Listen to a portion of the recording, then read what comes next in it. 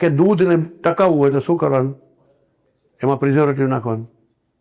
આપણે તો તમને જે તાજું દૂધ તમે જે કહો છો ને, હાલો કોથળી આવી ગઈ, એકચ્યુઅલી 7મે દિવસે આવે છે.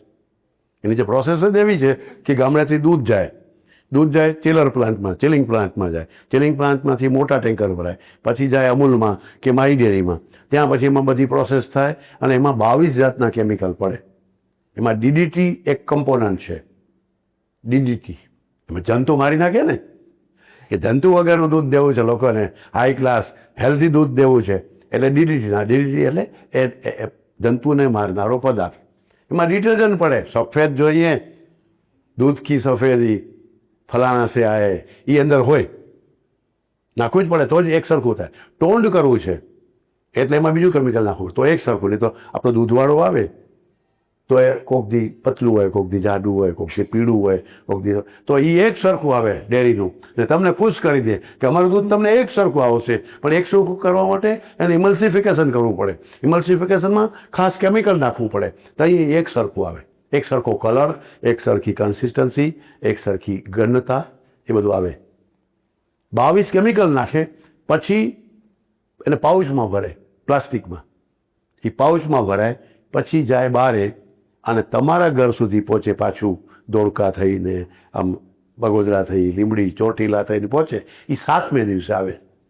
15 રૂપિયાનું દૂધ આ બધા પ્રોસેસના કારણે, સમયના કારણે, પ્રિઝર્વેટિવ નાખવાના કારણે 35 રૂપિયાનું, કેટલી કોથળી કેટલાની આવે છે? 500 ml, 32 કે 35.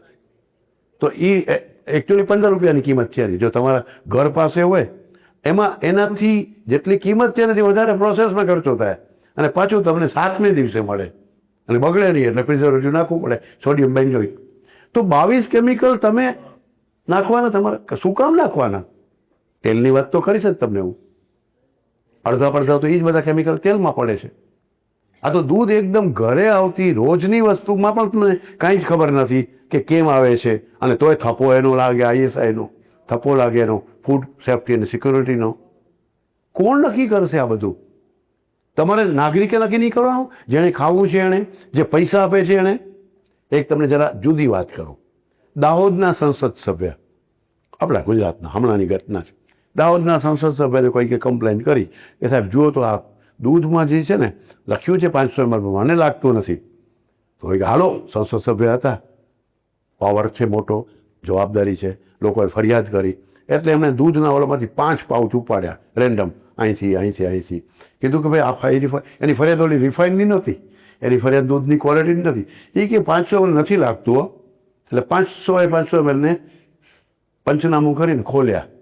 એક પણમાં 500 ml નહોતું, કોકમાં 490, કોકમાં 480, એક પણમાં 500 ml લખ્યું તેવું નહોતું. હવે આવડી બ્રાન્ડેડ કંપનીમાં બધામાંથી માનો કે 10 ml પણ જાય તો 13 કરોડ લીટર દૂધમાં કેટલા લાખો લીટર થાય. આખી ઓફિશિયલ ઘટના છે, અને કાંઈ ન કરી શક્યા છેલ્લે સુધી. એટલે તમને તો કે હું ધારાસભ્ય થઈ જઈશ ને પછી બધા રસ્તા જાણી સાહેબ કહે છે હું કાઢી દઈશ. દિલીપભાઈને એમ થાય કે હવે આ બધું મૂકો, રાજકારણમાં જાઓ, આ બધા રસ્તા કાઢવા, આ સેમિનારો કરીને શું કરશું? એને રાજકારણમાં પહોંચી જાઉં અને પછી હું ત્યાંથી કાયદા બનાવીશ. તો આ કાયદા બનાવનારા લોકોને કાંઈ નથી, કાંઈ કરી જ ન શકે કોઈ. આ બાપ જ બીજે બેઠા છે એના. આ ડિઝાઇન બીજાની છે, કોન્સેપ્ટ અમેરિકાનો છે, કોન્સેપ્ટ છે એ તમને ગુલામ કરવાવાળા લોકોનો છે. હવે ગુલામી માટે કંઈ ઈસ્ટ ઇન્ડિયા કંપની ખોલવી પડે એમ નથી, હવે બ્રિટિશરો અહીં આવવું પડે એમ નથી. આ તમને હું બહુ દુઃખી થઈને, થોડોક ગુસ્સાથી, થોડોક પીડાથી કહી રહ્યો છું, અને એમાં જવાબદારી સાથે. આ ટેપ થશે, આ મૂકવા નહીં છે આપણે ઇન્ટરનેટમાં, નહીં તો મારી તો જવાબદારી છે. મને પકડી જશે, મને ઘણીવાર પકડ્યો છે.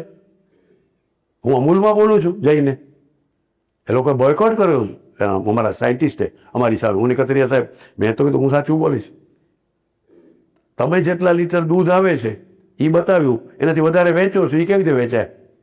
પછી ઘી, ચીઝ, માખણ, આઈસ્ક્રીમ, ચોકલેટ એ શેમાંથી બનાવી?